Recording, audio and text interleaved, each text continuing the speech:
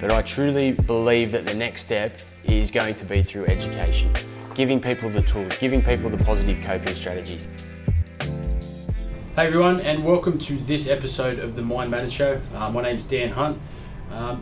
This show, as you all know, it's all about sharing the power of lived experience and the power of story to try and break down the negative social stigma that's attached to mental health and mental illness, but also to give people, I guess, some insight into some inspiring people that have been through some shit tough times, that have worked through that adversity, and now, I guess, managing it and being an inspiration to themselves and to other people. And it's sometimes hard in this space to get people to come out and speak about different issues, in particular mental health. But today we're blessed. I'm forever grateful for our guest with Ian Roberts. He was a childhood hero of mine, him, Paul Harrigan, and Mark Spud Carroll. And to be able to have the opportunity to interview him today is something that I'll cherish and remember forever. So welcome, Ian, and thanks for the opportunity to be on the Mind Matters Show. That's a very, very flattering. How's the intro? No, Fantastic, mate. That's honest. Thank you very much. Very kind of you, mate. Thank you. So, mate, just talking before, I wish they had the cameras rolling before with what we're talking about, but you've had obviously I knew a lot about you and doing my research, but a lot of people out there may not know who you are, so let's maybe just set a bit of the background. Tell us a bit about your rugby league career. Well, I mean, I've been playing footy. I'm 52 this year, so I've been playing footy. Looking good for 52, I'll give you that. It's all done with smoke and mirrors, mate. That's the lighting. Yeah. But yeah, I've been playing footy like, my generation. That's what everyone did. They played football. So I've been playing since I was about 5 in the South Sydney juniors district. But I was a fair to good type young player. I ended up getting graded at South when I was about 18, and I kind of kicked off. That was in like 85. I started first grade in 86. Yeah, and things went from they went well. I mean, I'd be ridiculous if I said that there wasn't more things that I wouldn't have liked to achieve. I never won a grand final, but failing that, I was pretty fortunate. Well, looking at your career, 213 games for, if my research shows me right, Wigan, South, North Queensland, and Manly. Which club did you like the best out of all them? Well, I'm a South guy. I mean, I'm a South supporter now. I probably, I probably played my best football right at the end of my South leg, but early Manly was fantastic. I mean, even North Queensland. I was 29 30 when I went up to North Queensland. I probably enjoyed my football there most. I know it sounds a bit of a strange thing to say because we didn't have much success at the club. No pressure. But there was no pressure, and I was a bit older, and I was. I actually took time. I think most guys, veteran, older people playing footy will appreciate. You kind of appreciate. You get time to think about enjoying the game while you're playing it. Yeah, you're more mindful. Yeah, absolutely. So you represented Australia, 13 tests. New South Wales, I think 9 for when it was the ARL, and then 2 for Super League. Very good. You won 6 out of 9 when you were playing for the ARL. Very good. So, and I guess another thing was I think it was 1995. You openly come out about your sexuality within the rugby league world. The first and only person to have done that, which for myself, that's massive respect. I did read on something that's where a lot of your toughness and aggression come from, was with some of the shit that people were saying in the crowd. I will say, when I was playing at South, I started there in first grade in 86, but by 88, early 89, everyone in the club knew most people knew I was gay. It was like the worst kept secret. And I wasn't hiding it per se, but I wasn't openly embracing it either. I kept it to myself. But then when I went to Manly, because of the rumour mill, people talk. My parents are always in the crowd, and a lot of the spectators. How to put this? I mean, if I'd had red hair, it would have been about that. Yeah. People would have criticised it. You know what I mean? If I'd been overweight, it would have been about that. They need something to hold on to. So I get that side of it too, but I did used to feel really uncomfortable for my mum and dad because they'd have to put up with it. So in about, I told my parents when I was about 23, so that they knew a long time before I came out publicly. And they weren't comfortable with it either. Is that initially or now? Or? That's nearly like 35 years ago. My dad passed away a couple of years ago, but I will say, initially my dad was really unaccepting of it, as was my mum. Yeah. But it's like anything. I think once you're exposed to something, and particularly when it becomes very personal, and their son was gay, and they had to educate themselves a bit. They realised it was absolutely not an issue. There was no problem. Yeah. I remember my dad. One of the last things, meetings I had with visits I had with my dad before he passed away. The one thing he says, they were talking about marriage equality. My dad just said, "Why shouldn't you be allowed to marry the man or the person you're in love with?" And for my dad to say that, it was like, huge, it blew me away. So. It's very, very true, I believe. Yeah, but I mean, each to their own. I mean, I'm not here to judge people on how they feel about my sexuality. It's their issue. Yeah. It's. I used to carry a bit of a grudge, particularly, and I did take that grudge onto the field a bit. Yeah. Yeah. I mean, I'd be a liar if I said I didn't. And then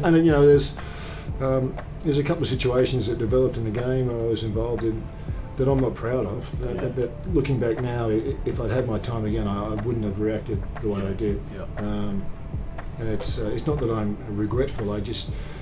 That was a different person to who I am now. Yeah. That was a young man's reaction. Well, yeah, and it's like, you look back, you don't have that regret, but you did the best with what you knew and you had at the time, and with the tools I had, that I was using. Yeah. And I like that you say that you don't have any regret from that, because as people, if we have that understanding, we make a decision because it's the best of what we know, the tools that we have, and the environment they've been in at that time.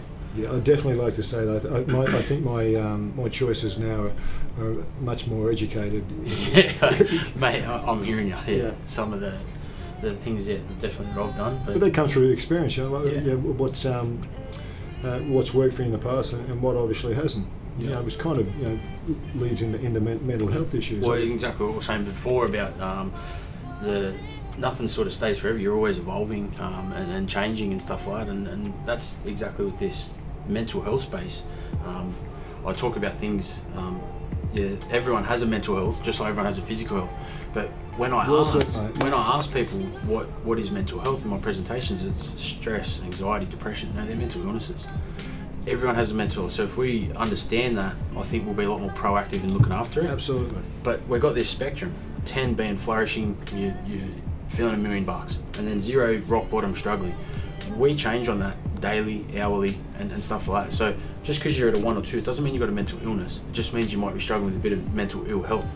And if you put those strategies, support networks in place, you can get back up here. But absolutely agree, mate. And having that understanding, but you might get back down there again someday as well.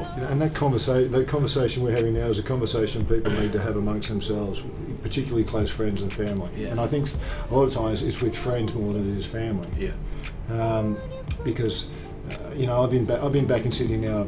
I was living over in the US for about 10 years prior, and I came back because my father became ill. He had since passed away. But I came back. I started working at Virgin. It was kind of weird. The first 6 months, I was kind of surprised at people's reaction to me working at Virgin. I mean, the reason I worked at Virgin is because I know part of my own strategy is I have to have something. I have to give myself goals and objectives every day. A structure, routine. Absolutely. Yeah. I mean, I have to get. If I don't have anything to get up for, I won't get up. I'm hearing you. And I'm still like that today. I mean, I really do need some structure. I think that's what footy probably served both of us. Oh, it was fantastic. Yeah. It's like going to school. And I only realised that after, 5 or 6 years after retiring from football, and how much rugby league and the routine and the procedure that I got used to had been helpful to my own mental health. But yeah, like just working at Virgin, being in a social environment, having something to get up for every morning, at 4:30, whatever. It's a structure that works for me. And I'm not saying that works 100% all of the time, but I know that's like training. It's a foundation that I know brings me back up. I mean, do you reckon a lot of people, and I'm probably generalising here, but they might know things that would work for them, but they won't do it out of ego or out of out of like I'm not doing that because I'm worried about what people think. But, that's kind of what you're man enough to know what works for you. You've put it in place, and you're not saying it works every time, and this is the rule. But I absolutely agree. I mean, that's kind of what I was leading to when I said, I started working at Virgin in baggage. People were asking me, why are you doing that? And I was like, I think, which I find is an incredibly strange thing to ask someone if they're working. No shit, not that means anything. Yeah. I mean, I was there. I was very fortunate. I was playing rugby league that I was given an opportunity to be able to look after myself for my future years. Yeah. But that was financial, and that was all disassociated to my mental health and my mental state. I mean, I was very fortunate, but they still didn't give me the answers to why I was not coping on a day-to-day situation otherwise. For me, getting up, at those early mornings, going and having a routine, being in a social environment with other people around, which I think for me personally is one of my top 3 positive reactions. But yeah, I mean, just what we were saying, the whole ego thing you were saying, I kind of embrace now that I've been doing it for a couple of years. Because you're aware as well. Yeah, and it's also I'm a bit older too, and it's just what I would have found embarrassing or maybe a bit awkward when I was 25, it wouldn't bother me now. I mean, and you talk about, like, obviously, your own mental health and things that you have to put in place for yourself. I guess I don't want to. This interview isn't about sitting here talking about footy. So that's like, where did you, I guess, understand or have that awareness that something wasn't right, or I guess where did those signs and symptoms become aware, or that light bulb go off? I have there's a lot of family history, and I was well aware as a kid within my direct family that there were issues which I became very aware of going through my adolescence to my teenage years. When I started to notice signs in myself about not being, I mean, everything was going well for me as a 22-year-old. I was where I thought I wanted to be with rugby league, and everything was going right, but I could never understand why I wasn't on top of the world myself. I was always feeling not down, happy. I was ticking all the boxes, I thought. And then when I had mild, I don't know if you would have called it bipolar, mood swings. My whole 15 years through playing league, but I never addressed them. I was always aware of them, but I always thought I had the answer to them, or I just, like most people, you put on that front, you don't want to talk about it. I didn't want to say, maybe I'm just feeling bad this week. It wasn't day to day. Mine, I used to have lapses for weeks, and as a lot of people do. I had a nervous breakdown when I retired up in Townsville. I spent some time in hospital for 2 weeks. The 2 weeks leading up to the nervous breakdown was one of life's corners. It was really was. Everything that wake up call. Oh, it was more than a wake up call. It was almost like, do you want to be here or not? This is your. So yeah, I spent a couple of weeks in the hospital. And the whole lead up to that, I mean, I had schizophrenic. I had voices. I had. It's nearly 20 years ago. It became that I was having a constant conversation with myself in my head for like 3 weeks, and as I was talking to people, I was there physically, but I wasn't there mentally. I was talking to this other voice in my head, or voices in my head. Present, but not. And then my then partner came home at one stage, and I was curled up in a ball. Like it was. We've all heard that scenario about being curled up in a ball, but that was real. So I spent some time in the hospital. But when I got the help I needed in hospital, professional help. What year was that? That was 1998, wasn't it? 1998. So this is like some 20 years ago. 20 years So ago. going into a hospital, the stigma's bad now. Yeah. So yeah. I can't imagine what that was. Yeah, but I was relieved. I mean, I got to be honest. I mean, it was total. For me, it was the best thing that ever happened to me. Because to hear a professional say to you, Ian, you're going to be okay. I don't know what it was. It was like he made a magic wand, and it almost like as soon as give your life a bit of context. As soon as he said those words that I'm going to be okay,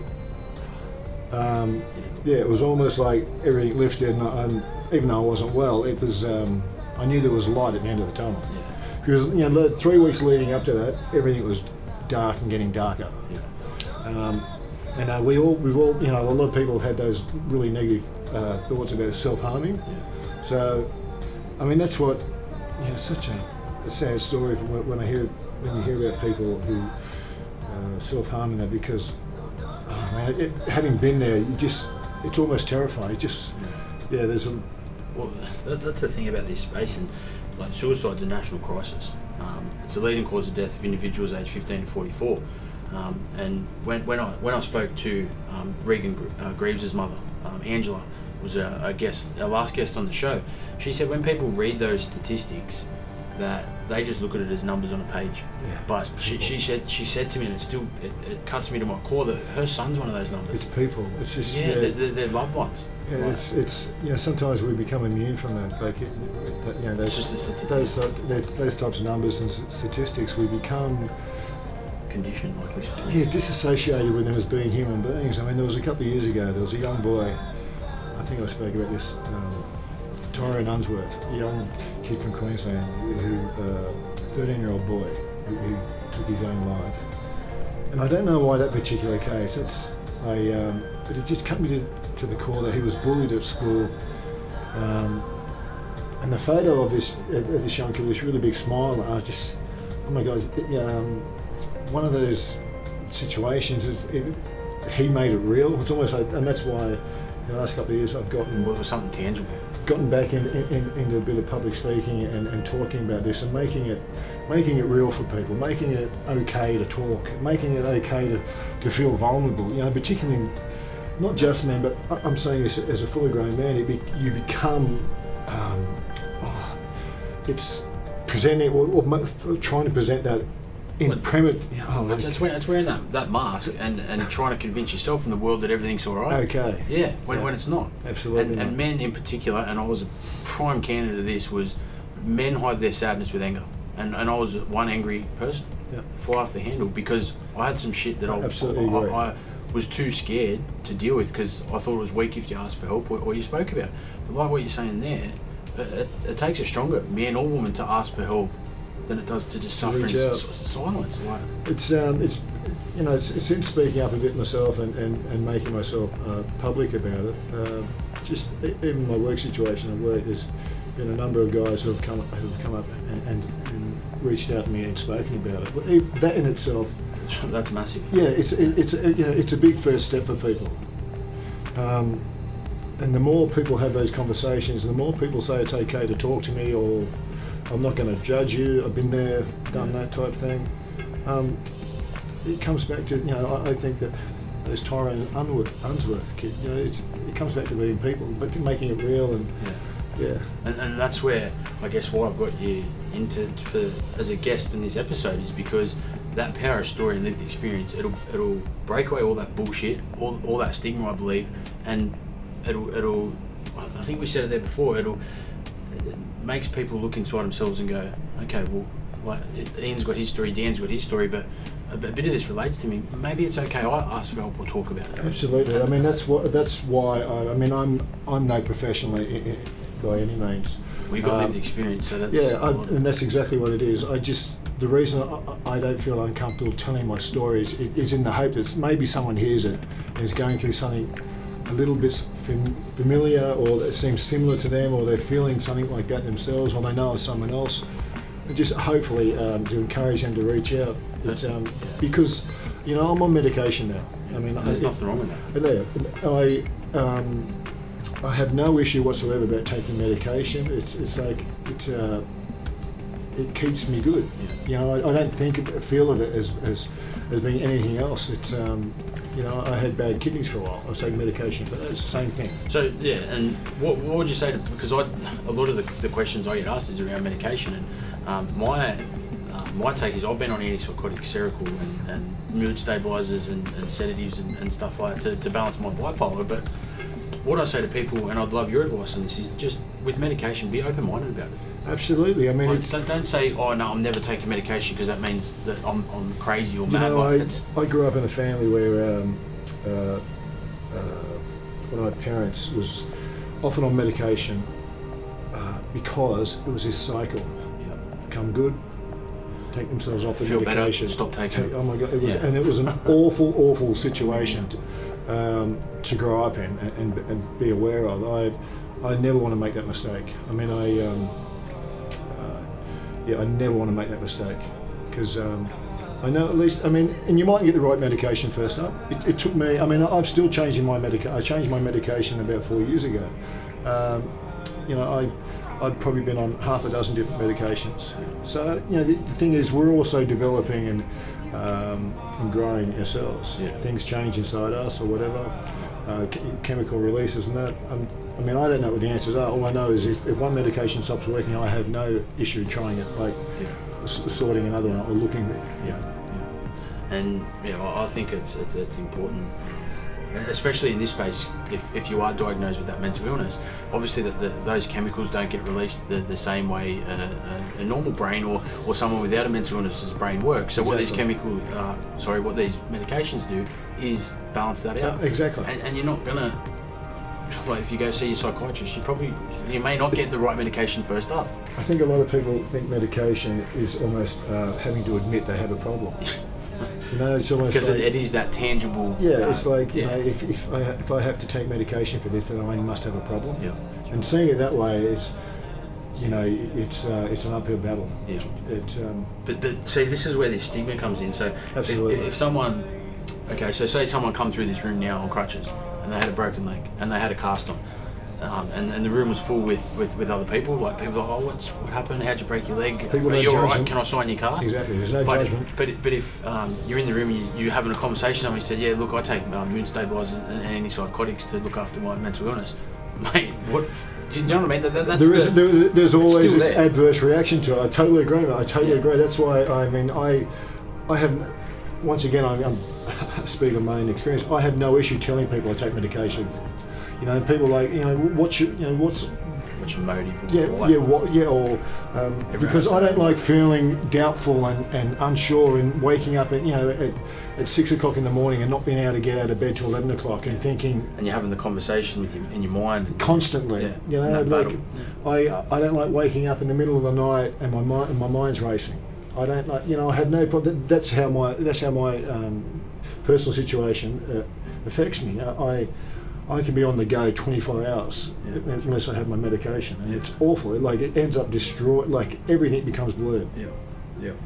So you're listening to obviously what you've been saying, like footy and coming out about your sexuality, and obviously having your mental health struggles, and then growing up. What were the, now that you're looking at it? So I'll just refresh the audience, and if you haven't heard this either. So I use the metaphor, as we said before, everyone's got a mental health, okay? Just like everyone's got a physical health. And I use this like, this is our mental health cup. So everyone's got one. And at different stages in our life, we're on that scale. We go through different adversities, and every adversity is going to fill that cup up. So financial issues, you pour a bit of water in. Dealing with your sexuality, you pour a bit of water in. Retiring from professional sport, pour a bit of water in. Getting bullied at school, you pour a bit of water. Eventually this cup's going to fill up and it's going to overflow. But all those, I guess those contributing factors are different at different stages in your life. But what were the biggest contributing factors for yourself that filled your cup up? Like look, having the awareness, the hindsight that you got now, and looking back. I absolutely know what it was. You know, and it wasn't my sexuality. People Well, that's the misconception. Everyone would have thought that. That's what misconception is. I have dyslexia as well. And as a kid, I didn't learn to read and write properly because it wasn't diagnosed as dyslexia, and there was no professional help for it. So, you know, I learned to read and write when I was 38. I went I did an arts degree at NIDA, an acting degree, and through phonetics, I learnt to read and write when I was 38. That's properly. I mean, I struggled to read and write all the time, all through my age. And the most terrifying thing for me as a kid, and I can already remember going right through high school and still into when I was going to tech and become an electrician, was if people asked me to stand up and read or have to read something because I couldn't read it. That was to me the most humiliating thing. The anxiety, the anxiety, and the cold sweat, the wanting to pass out. I used to be I used to get called a troubled kid because if a teacher had asked me to stand up and read or spelling tests, I'd normally get up and run out of the class and run home or be a bit of an arse. But there was, I mean, you know, I look back now, and even when I think about those moments, I still get uncomfortable thinking about how it used to make me feel. Realising that when I was about 38. So you went through that from born to 38, not knowing, just or having an understand, I guess you got it, you felt absolute something, fear but not get, and being terrified that those moments. So coming out about your sexuality It was never an issue for me. Easy, it was never an issue to me because it was always something I never grappled with, and I can never remember being anything but same-sex attracted. Yeah. It always seemed like everyone else had an issue. That's why I wasn't really hiding my sexuality through my teenage years and when I was playing football. That's how all the rumours and innuendo started. I will say, coming out publicly, that it did bear a huge responsibility that I didn't think it was going to carry, or I wasn't aware of it. I didn't fully appreciate. Yeah. So I mean, I really believe that whole thing about struggling with my dyslexia and trying to keep that side, I'm not having people find out, and always being totally ashamed and embarrassed, not wanting to have to, simple things like, maybe you used to have to sign on and that, as a kid, when you were playing footy, you have to sign on, put your address and stuff like that. I'd struggle doing stuff like that. So it used to be humiliating for me to, and I'd always have the same reaction as a kid. I'd always pretend I was tough and I'm not doing that. I'm one of those kid you want to give a kick up the arse to, you know? So to explain to people, what is dyslexia? It's you don't. Yeah, you don't see you don't form the words in your head, yeah, or the letters in your head, or my case was I could never form I could never connect what the letters looked like with the sound. I had huge troubles, and this is quite common, I didn't realise, huge troubles with B and D, P and Q, F and G. There's certain letters that it's quite common. How did it feel at 37 and then you go through and you learn to read and write and you've overcome that, something that's...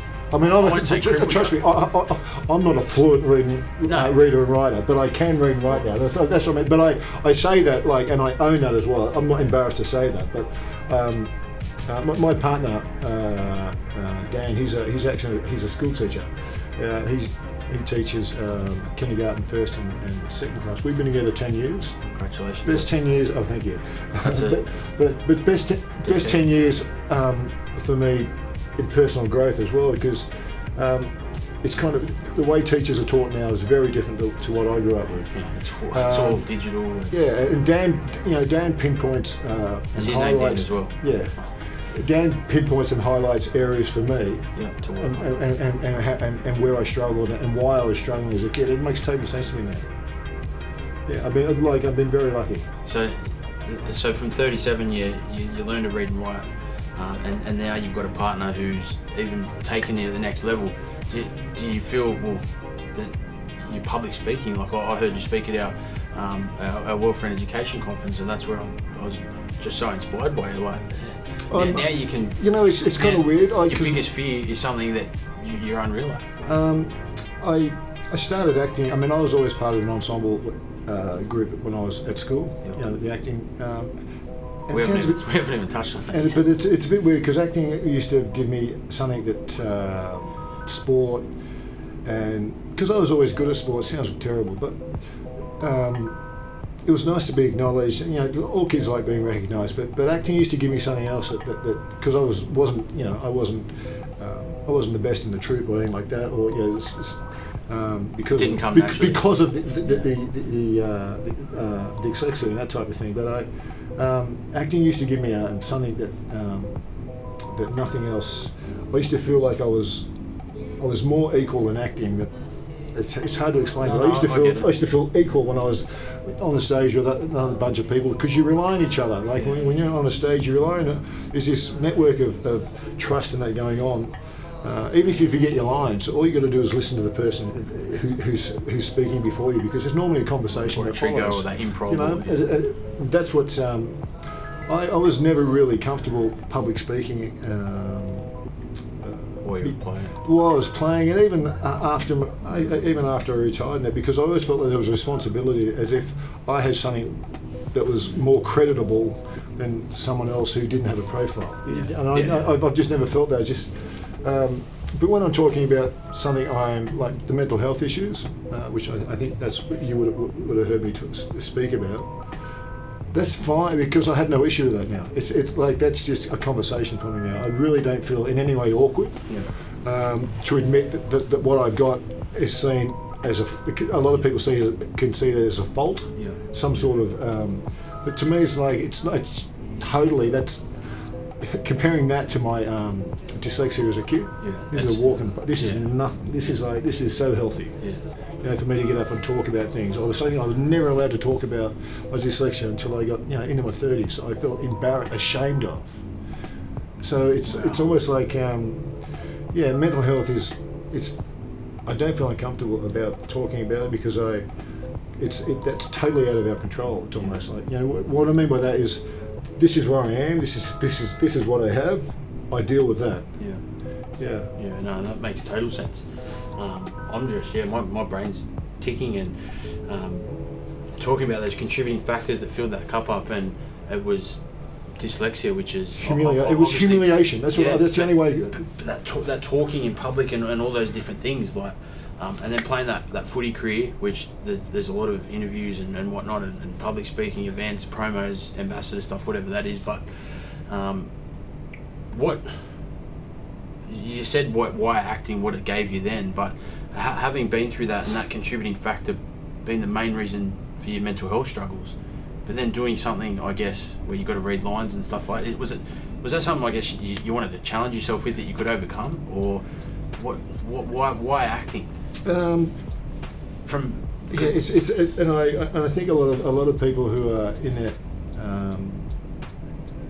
in the entertainment industry, particularly when they're walking the boards, when they're acting or whatever, would agree with me. It allows you to. It's almost like this freedom that you. See, I don't sound like a dick, no. Because we've all heard those actors carry on. But it does. It's a certain amount of freedom that it gives you. It allows you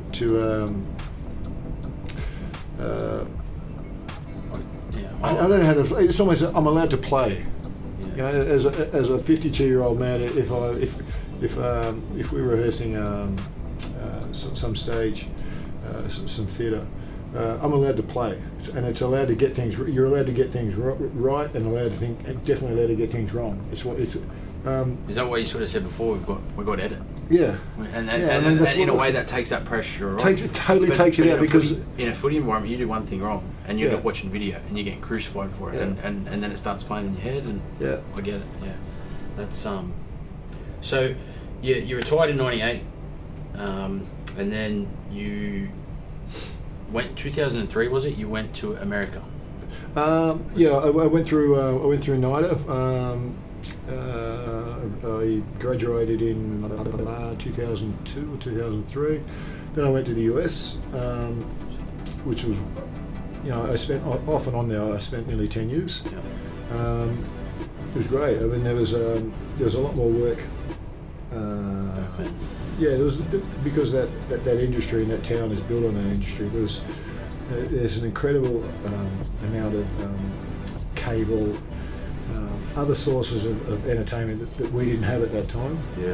I was there off and on for about 10 years. It was wonderful. I did loads of work, loads of good work, loads of bad work. Because you've done over 40 movies, TV series. Superman Returns, that's massive. Star Wars Episode 2. And then is it Silverfish? Little Fish. And then the Underbelly series. I mean the stuff I did in Australia was I actually when I was over in the US, I was working for Sci-Fi Channel, which is great. They were fantastic. I mean, I kind of enjoyed. You enjoy it all. I mean, there's. It'd be great to get to have the amount of work to keep you busy all the time. But sometimes you have to admit if I had to survive on my acting skills alone, I'd go very hungry. You know what I mean? But there comes a point where you just have to own that. It's just and you can't let ego get in the way. It's just but I still love doing it. When I get to work, it's still the best thing I do. It's without doubt. If I get work acting, my mental health is it's through the roof. That empties your cup. Absolutely, it's So you're still doing that now? Because I know when I get the work here, yes. I mean, and I will say, but there's the only thing that ever gets in the way of that is it's like personal issues. It's like my mum at the moment. My mum's my priority. My relationship with my partner Dan is obviously my major priority. But my mum, just looking after my mum and making sure things like that. I mean, that's my priority at the moment. That's the reason Dan and I are back in Australia. And but as that would be with most people as well. What I meant by if I could act all the time, it'd be wonderful. But and it'd be like people that work, but they love fishing. But I fish 24/7. I couldn't do that stuff now, knowing that, thinking about if my mum wasn't. Well, I mean, I think that's just one of those human things that we all have to, we have to own as well. It's about part of being an adult. Yeah, mate, 100% agree. And I think it takes a real man to make that decision, and it's a selfless decision. Well, it's not selfish because yes, I get what you're saying, but it's also it's not just the right thing to do. It's the thing to do. You know what I mean? So you get what I mean? Yeah, I 100% understand what you're saying. So you've had the mental health struggles. Were you ever diagnosed with anything? But bipolar. Yep. Yeah. Okay. Welcome to the club. Welcome to the club. Yeah. So you've got the diagnosis. What's been I guess, because for myself, like exactly what you said before when you said you're in that hospital. For myself, the how one word to describe me would have been volatile. I'd be up and down. I'd be disengaged. My decision making on when I was on my downs were poor, on the highs were poor, and my relationships were up and down, non-existent. I feel like I could, But getting that diagnosis, I remember I was shit scared going up there because I knew what I was going to have to face from my past, but I didn't know what the outcome was going to be. When I got that diagnosis, it was real. It was a weight lift off my shoulders. It makes it real, almost like, oh my God, there is something wrong. This isn't. Well, I cut myself some slack, and I was just stop beating myself up having that conversation. Now it's like, all right, well, you've got an illness.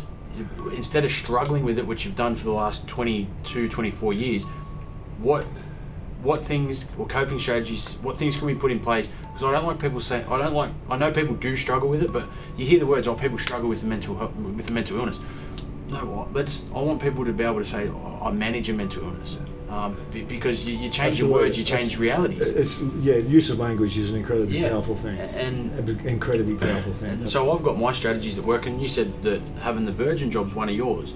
What are some other, because it's about giving other people insights into inspirational people, but what are some other coping strategies that you've used to balance your own mental illness or mental health issue? A certain fitness regime. Yep. I mean, I know I you don't look like you've lifted a dumbbell for a while, but I have to keep training. I mean, I train 3 or 4 times a week, and I do know if I miss a couple of days, I can feel it, and I can feel that in a mental, so that in a mental sense. I keep coming back to having the for me, routine is. A lot of people don't like routine. For me, it's a really healthy thing.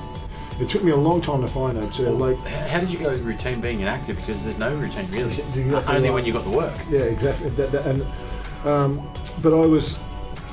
It's kind of weird. The only time I've been off on medication is when I was in the States. For nearly 80% of the time I was in the States, I wasn't on medication because I was constantly working. And it was, and like I said, idle minds are dangerous. it was like that. I was constantly working. It was also the work that I loved. So it was. I'm not saying that I don't love my work at Virgin, but I can't compare it to when I'm working in You're passionate about the acting. acting You're not industry. passionate. It's a whole different Yep. realm of surreal. So when I was in the States, I was working. Partly, the reason I started working at Virgin since being back in Australia is that the constant work for me acting is not here. So once again, it's taken me 30 years to work out what works for me, Find that work-life what's a balance. better situation to be in, and what doesn't work.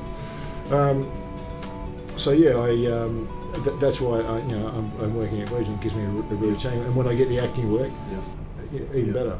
Do you For training also, I definitely, it's something physical, like it, yeah. And for myself, I'd bottle everything up before I was diagnosed, and I'd convince myself and everyone else that everything was okay. But it was such a familiar story. Yeah, but the thing, I guess, and I'm sure this is one of your coping strategies as well, but the first time that Wayne Bennett asked me those questions, are you okay, and like when I was really at rock bottom, I just opened up and told him everything. But that again was one of those times it was a weight lifted off my shoulders.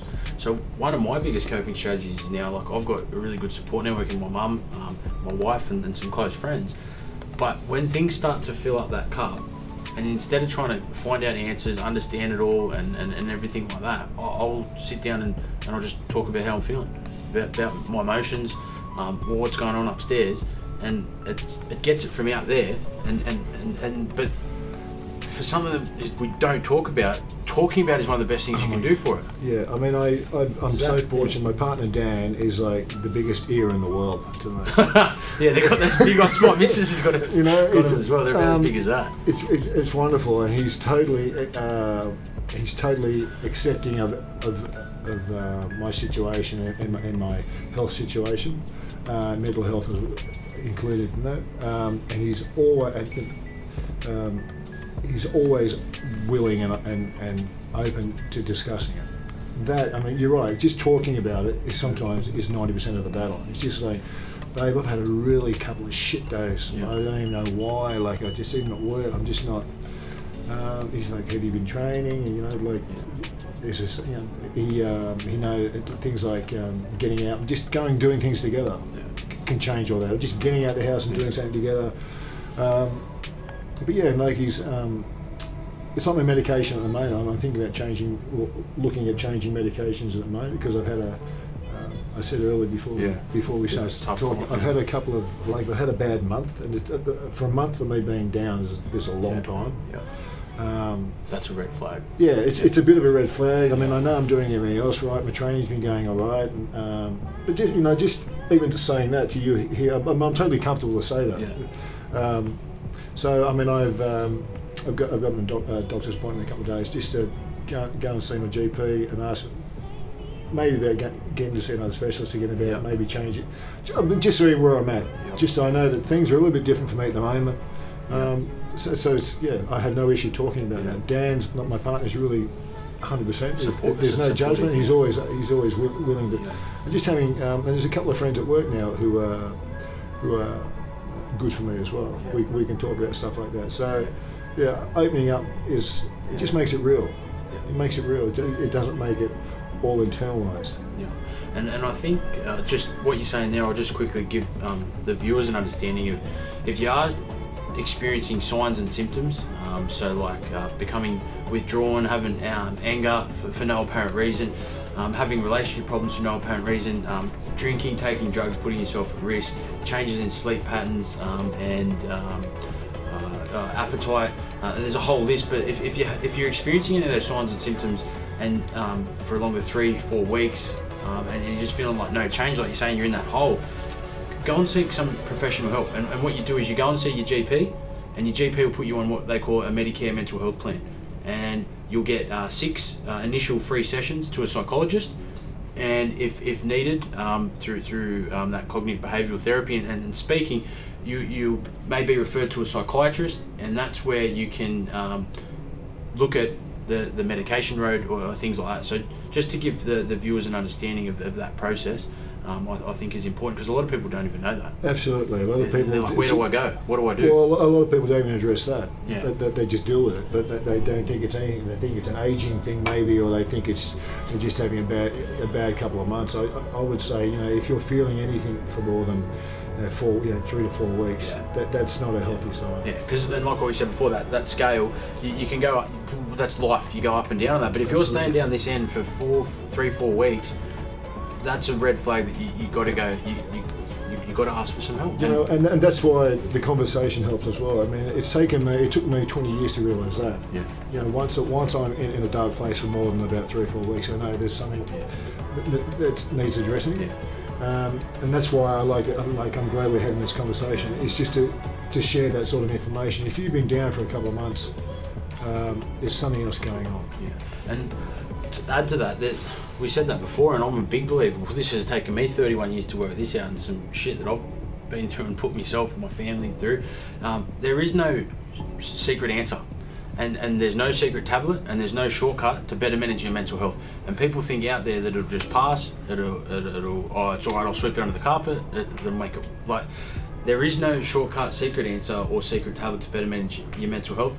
As we said, it's about finding your strategies. Having an understanding your signs and symptoms and red flags, and having strong support networks. Absolutely. But it's about doing them and using them consistently. If you want to be a good actor, you've got to consistently work at it. If you want to be a good footy player, you've got to consistently work at it. If you want to manage your mental health, you've got to consistently work at it. I get pretty fired up when I talk about it, but you agree with that, don't you? It's nice to hear someone have that type of passion, because I absolutely agree. Yeah. I would not want for anyone to have experienced some of the things I've dealt with. Knowing that all I've had to do is have a conversation, which might have prevented it. Yeah. The other part is support networks. How I know for myself, I wouldn't be here today if it wasn't for my wife, Wayne Bennett, my mum, my brother, and my close mates.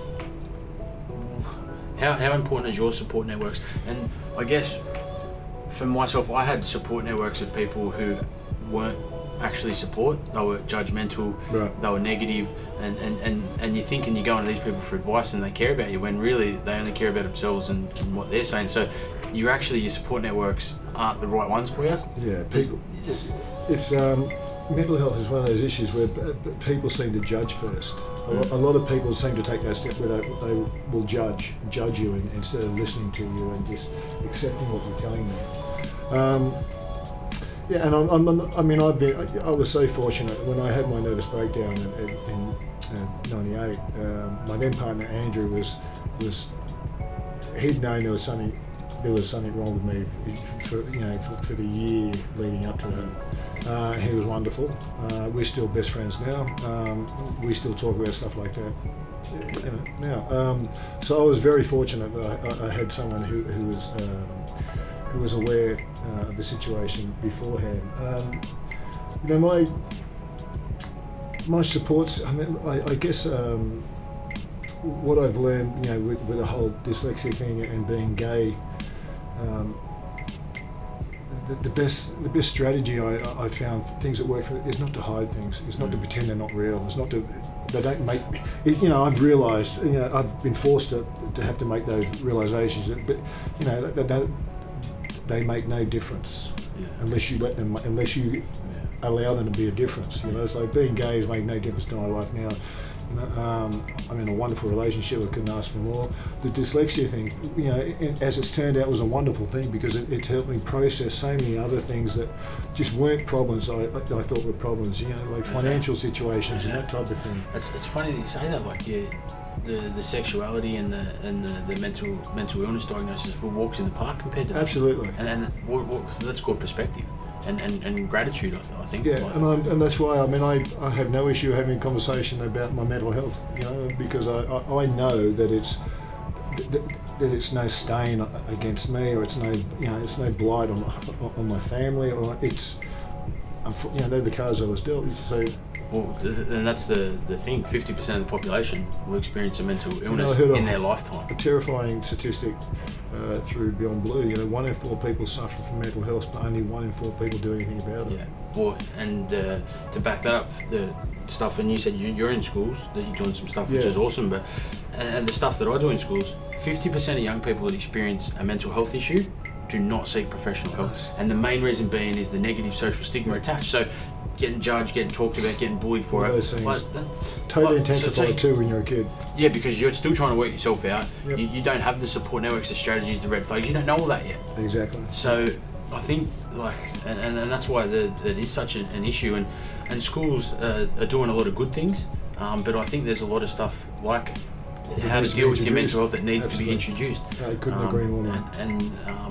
And obviously that's a societal thing, but it's about having these types of conversations. It's about hopefully, like parents, fathers, mothers having conversations with their daughters and sons about, just having a conversation about these types of issues, and talking about past experiences and other people's experiences. Lived experience and power story. That's why, people seeing this, hopefully.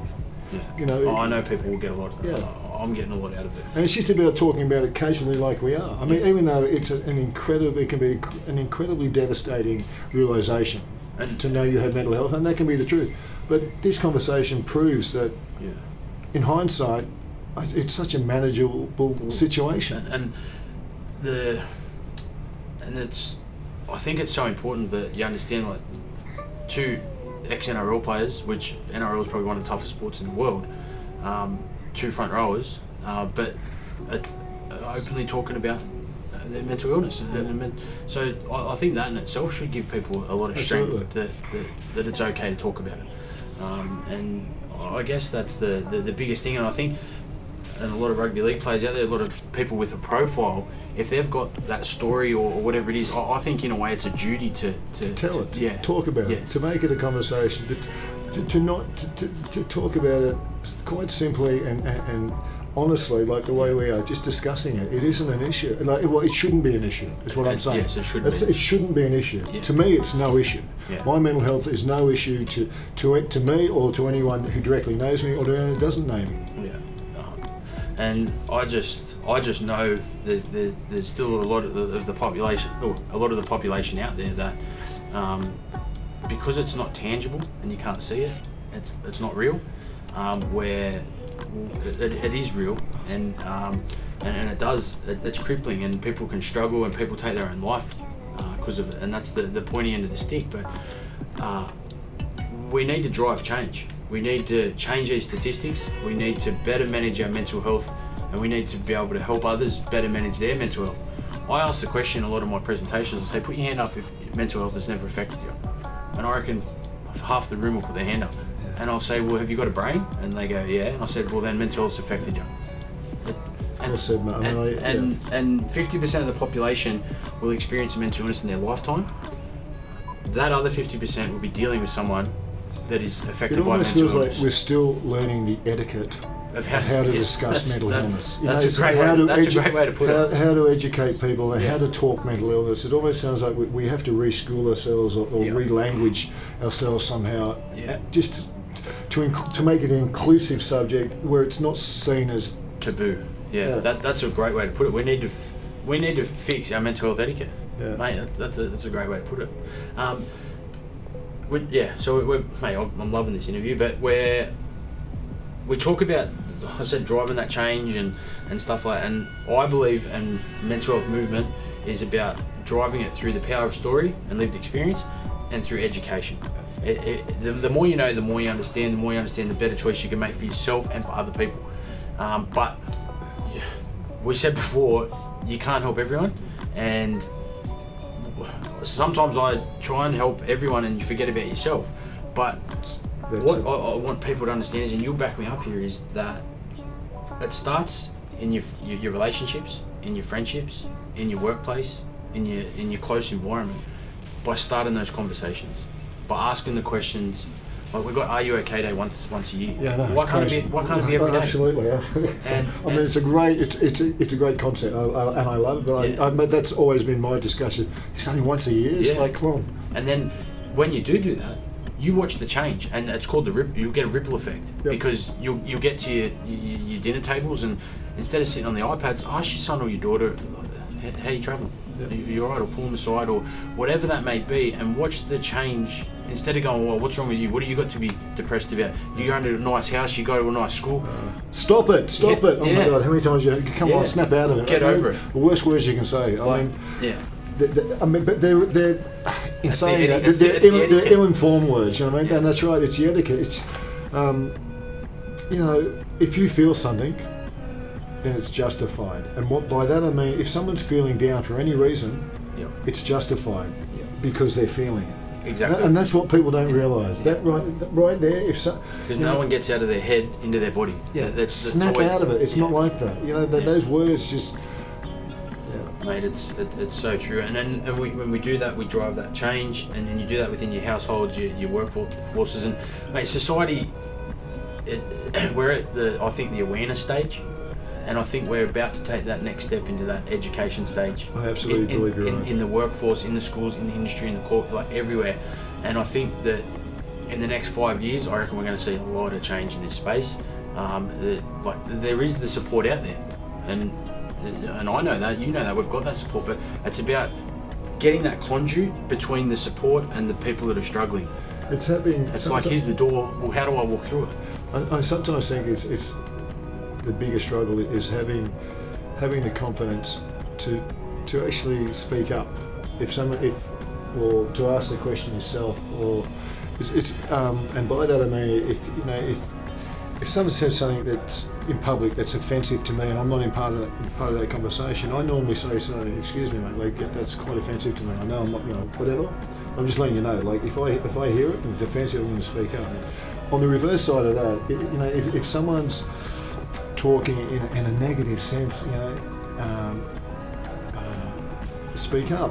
When I say negative sense, talking about themselves or their mental health or potential mental health issues, speak up. Like, reach out. Yeah, it's okay to reach. But that comes back to that whole social thing, and it's just about the whole caring factor. Yeah. And you can break it right back down to mateship. Like you hear these. Yeah. Even in the rugby league environment, and you hear, we're brothers, I've got your back, and all this type of stuff. But then you listen to the language they use, it's like, you'll be right, get over it, what's wrong with you? Yeah. What are you down about? Like, and I've experienced that, I've even said those words. We've all been there, mate. And it's like, well, if you want to strip it right back, just be a good mate. Yeah. Whether you're a female or a male, just and be that mate. Be that big ear. Because I know myself, like when I'm on a high, I find it hard to listen to things because I'm just on the go. But I know that feeling. Yeah, but when I'm forever grateful for my wife and you've got your partner to be able to listen. If you're out there, okay, so you don't have a mental illness or a mental ill health, you're not experiencing that, but you may be dealing with a daughter, friend, whatever it may be. One of the best tools that you can use is listening. Absolutely. We've got 2 ears and 1 mouth, but listen more than we talk, because if we talk, we're just repeating something we already know. If we listen, we'll learn something we don't. And how many times have you sat down and said, I need to talk to you? You start talking, they go, you need to do this, this, and this. And you're like, why do I talk to you? You're not even listening. Yeah. I don't want to hear the answers. I don't want to hear how you deal with it. Just let me talk.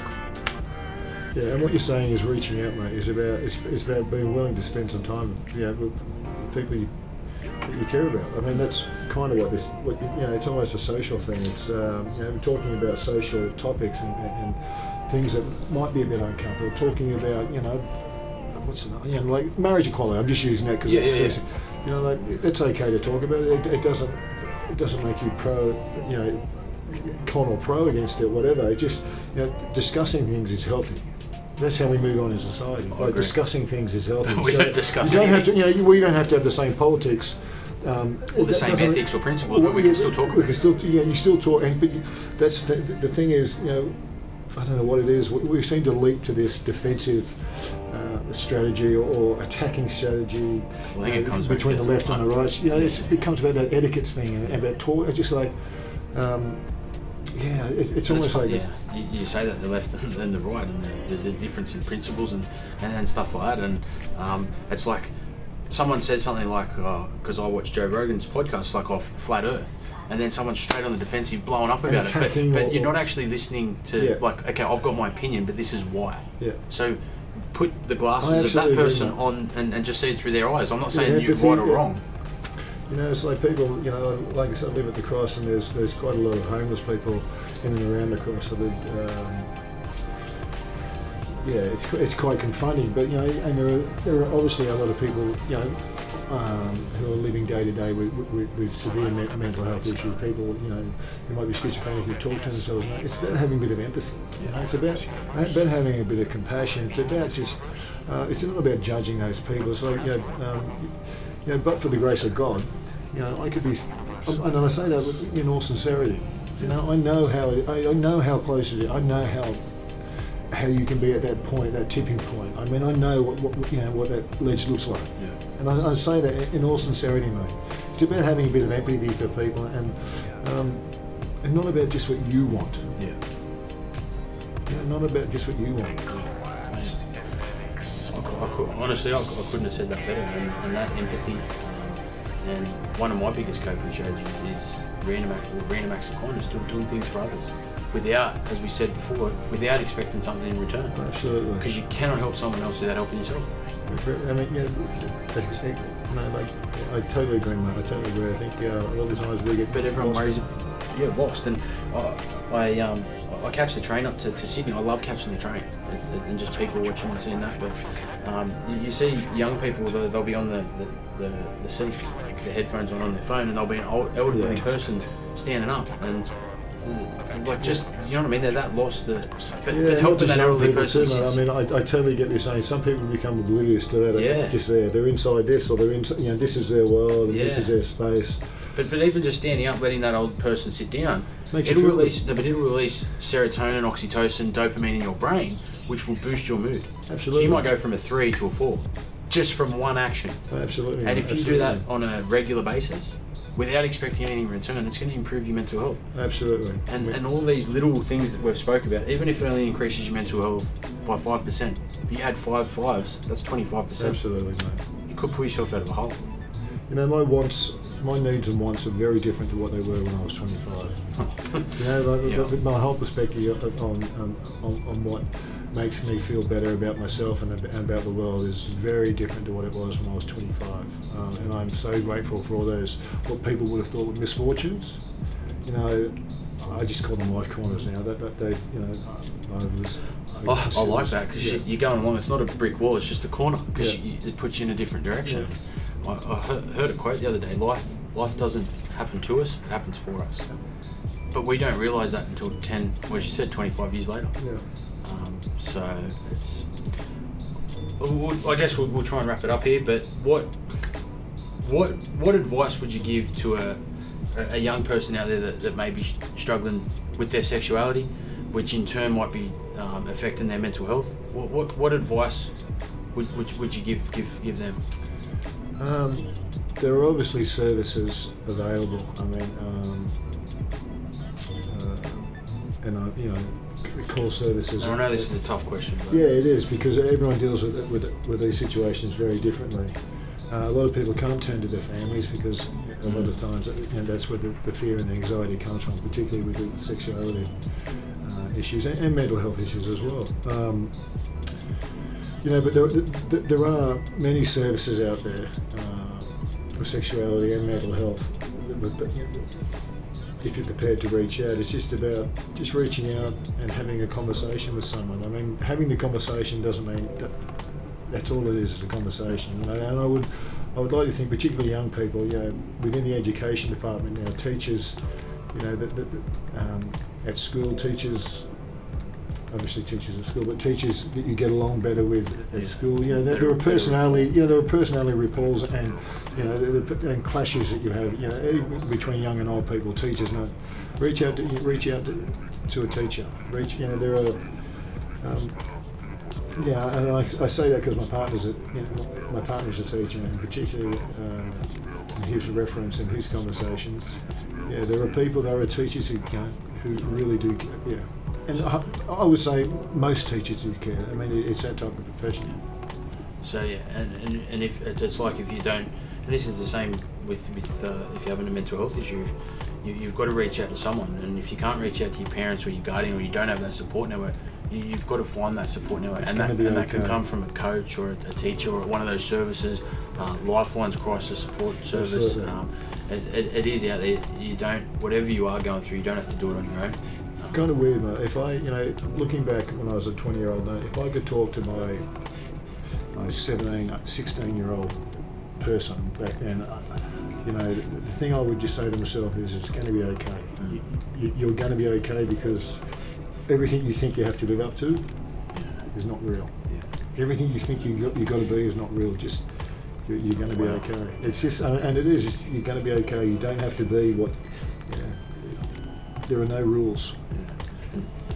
Yeah. That's that expectation, and a lot of the times it's the expectation you put on yourself from how you're conditioned in your environment. Conditioning. And like what you said, it's going to be okay, because it's not real. Yeah. It's not, and that's. I hope people understand that, because I truly believe it. Reach out. It's okay to reach out to people. So before we finish, is there anything you'd like to add, say, finish? No, the only thing, and the reason I like doing having these types of conversations is just to include you people out there. It's just like, it's okay to have a conversation about anything. We won't have to agree, politically, religiously, ethically, morally, anything. It's okay to have a conversation, because getting a conversation started is the first step. And the thing is, we spoke about driving that change, changing those statistics, but driving that change, that starts with starting that conversation, and that's actually our hashtag for Mental Health Movement, is starting the conversation. Beautiful. And I guess we'll leave you with, we want you to start the conversation in your homes, in your friendship circles, in your workplaces, and if you are struggling out there, put your hand up and ask for help, because it takes a stronger person to ask for help than it does to just suffer in silence. So on behalf of myself and the Mental Health Movement, mate, thanks so much for being so brutally honest. It's wonderful. Nice to be here. and caring and accepting, and I know for myself I got so much out of this, and I know that the audience will. It's just good to have a conversation with a man that there's no bullshit, there's no ego, there's no agenda, and it's refreshing.